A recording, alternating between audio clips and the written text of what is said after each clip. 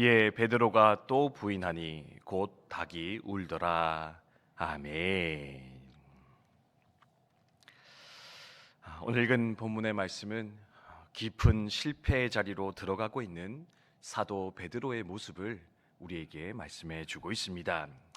베드로, 그는 누구입니까? 우리가 잘 알듯이 예수님의 수제자, 그가 바로 베드로였습니다. 예수님이 가는 곳이라면 언제나 함께 했습니다. 예수님의 특별한 사랑과 돌봄을 받았던 그가 바로 베드로였지요. 그래서 그도 어떻게 합니까? 예수님 하시는 일이라면 항상 앞장서서, 항상 먼저 나서서 그 일을 함께 했더니 그가 바로 베드로라 성경은 말씀해 주고 있습니다.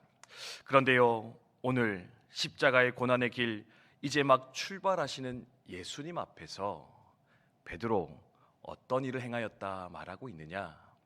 예수를 모른다 3번이나 부인했던, 한 번도 아니라 3번에 걸쳐서 나는 예수의 제자가 아니다, 나는 저와 상관없다 이야기하면서 깊은 실패의 자리로, 깊은 절망의 자리로 빠져 들어가고 있는 그의 모습을 우리에게 말씀해 주고 있습니다.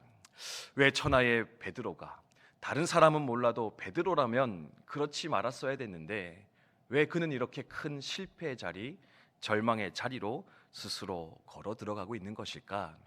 이 아침에 그 이유에 대해서 우리 몇 가지로 함께 묵상하면서 나의 삶 가운데도 혹 그런 모습은 있지 않는지, 베드로의 마음이 우리의 마음은 아닌지 한번쯤 돌아보며 점검하는 이 시간이 되었으면 좋겠습니다.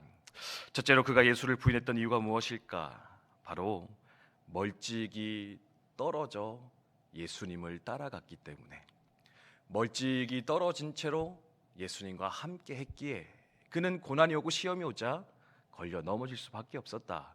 여러분 기억하시면 좋겠습니다. 오늘 말씀 15절에 보면 베드로와 다른 제자 하나가 예수님을 따라갔다 이야기를 하고 있습니다. 근데요, 평행 복문인 마가복음과 누가복음에 보면 마가복음 14장 54절, 누가복음 22장 54절에는 멀찍이 떨어져 예수를 쫓아가더니, 멀찍이 떨어진 채로 예수를 따르는 베드로의 모습을 우리에게 전해주고 있습니다. 왜 그랬을까요? 예수를 가까이 쫓아가면 아마도 나도 함께 붙잡힐지 모르기 때문에, 나도 함께 고난당할지 모르기 때문에 아마 겁에 질린 채로 그는 멀찍이 떨어져서 예수님을 쫓아갔던 것 같습니다. 그리고요, 오늘 16절에 보면 그렇게 멀찍이 떨어져 따르다가 그가 도착한 곳이 어디였느냐?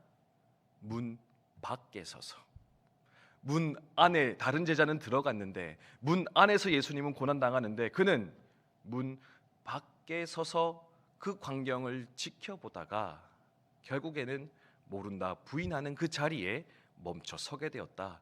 성경은 말씀해 주고 있습니다. 이것이 어쩌면 물리적 거리를 뜻하는 것일 뿐만 아니라 영적인 거리, 주님과의 영적인 거리를 함께 포함하고 있는 것이 바로 이것이지 않을까 묵상해 보게 됩니다. 예수님과 가까이 머물러 있어도 시험 찾아오면 걸려 넘어지기 쉬운 것이 우리네 인생입니다. 그런데요, 주님과 멀어져 있으면, 주님과 멀리 떨어져 있다면 당연히 시험 오고 고난 찾아오면 넘어지고 쓰러지고 부서질 수밖에 없는 것, 그게 바로 우리네 인생일 것인데, 이 베드로를 통해 첫 번째로 우리 가운데 가르치는 주님의 도전 레슨이 있다면 주님과 늘 가까이 있어, 주님과 늘 가까이 머물러 있어 그 시험과 고난들을 이기는 삶이 되어야 되겠다. 우리 함께 기억하였으면 좋겠습니다. 두 번째로 베드로 왜 넘어질 수밖에 없었을까? 바로 육체적인 만족, 육체적 필요만을 구하고 있었기 때문에 그는 넘어질 수밖에 없었다. 한번 기억하면 좋을 것 같습니다. 오늘 말씀에 보면 그가 예수님을 부인할 때 했던 행동 하나가 계속해서 등장을 하고 있습니다. 그게 뭡니까? 불을 쬐고 있었더라. 추워서 불 쬐고 있는 베드로 보여주고 있습니다. 밤에는 꽤 쌀쌀한 팔레스타인 지역이었습니다. 그래서 아마 그 횃불 옆에 서서 불을 쬐던 베드로의 모습이 이렇게 기록이 되고 있는 것이겠죠.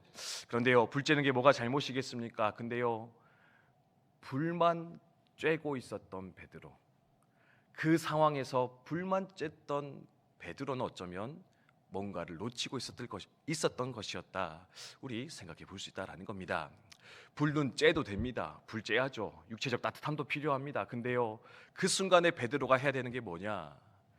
자기 안에서 사그라지고 있었던 믿음의 불꽃을 다시금 불러일으키는 것. 주님과 점점 멀어지고 있는 자신의 그 영적 상태를 발견하고, 하나님, 내가 지금 당신과 멀어져 가고 있습니다. 내 안에 사그라드는 이 믿음의 불꽃이 다시금 회복되게 해주십시오.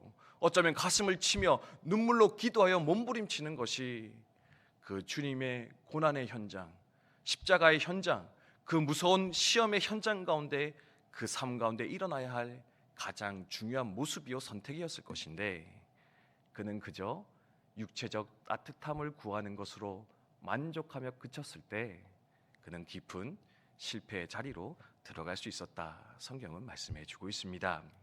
사랑하는 성도 여러분, 때로는 육체적 안락함이 하나님을 향한 간절함을 우리에게서 뺏어갈 때가 종종 있는 것 같습니다.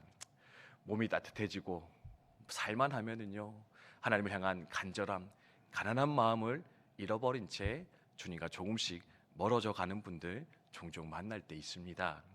우리 가운데는 그러한 연약함이, 그런 어리석음이 일어나지 않도록 하나님 은혜 주실 때, 축복 주실 때 더 간절한 마음으로 하나님 앞에 나아가 그분을 찾고 구하며 그분 안에 머물러 살아가기를 선택하는 저 여러분 되시기를 주님의 이름으로 축복드립니다. 마지막으로 베드로 왜 실패했을까? 결국 오늘의 사건이 베드로와 우리에게 주는 가장 큰 교훈인 것 같은데요, 내 열심, 내 노력으로는 주님의 뜻을 끝까지 이룰 수가 없다. 내 혈기로는, 내 노력만으로는 주의 감당할 수 없고, 결국엔 뭡니까? 부활의 주님을 만나고 성령 충만하여서 그분이 은혜 주실 때 비로소 우리는 끝까지 주신 사명, 주신 사역 감당할 수 있을 것인데, 그러므로 내 노력이, 내 혈기가 내 결단이 아니라, 하나님, 나의 노력과 의지와 결단은 너무나 부족하고 연약하기에 쓸데없을 것인데 하나님의 것으로, 하나님의 능력으로, 하나님의 의지로 나를 채워주셔서 그것 가지고 주신 사역을 완성해 가게 해주시옵소서. 주의 뜻을 이루어 가게 해주시옵소서. 또한 함께 소망하며 나아가는 이 아침 되었으면 좋겠습니다. 우리 말씀에 비추어 함께 기도하도록 하겠습니다.